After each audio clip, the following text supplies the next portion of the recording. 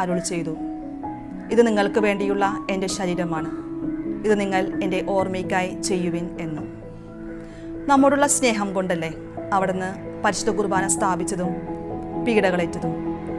ഇത്രയേറെ നമ്മെ സ്നേഹിക്കുന്ന ക്രിസ്തുവിനെ എന്തേ തിരിച്ച് നമുക്ക് സ്നേഹിക്കാൻ സാധിക്കാത്തത്?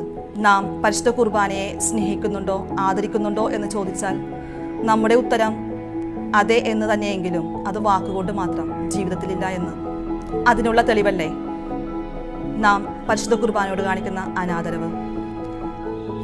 നമ്മുടെയൊക്കെ സ്നേഹം സ്വാർത്ഥത നിറഞ്ഞതുകൊണ്ടല്ലേ നാം നമ്മുടെ ആവശ്യങ്ങൾ സാധിച്ചു കിട്ടുന്നതിനായി ദേവാലയമെല്ലാം കയറിയിറങ്ങുന്നത്, അല്ലാതെ ദൈവസ്നേഹം കൊണ്ടൊന്നുമല്ലല്ലോ. അതിർവരമ്പില്ലാത്ത ദൈവസ്നേഹമാണ് പരിശുദ്ധ കുർബാന. ഈ പരിശുദ്ധ കുർബാനയെ സ്നേഹിക്കുകയും ആദരിക്കുകയും ചെയ്താൽ നമ്മുടെ ജീവിതത്തിൽ അതിൻ്റെതായ പ്രതിഫലനങ്ങൾ കാണാൻ സാധിക്കും.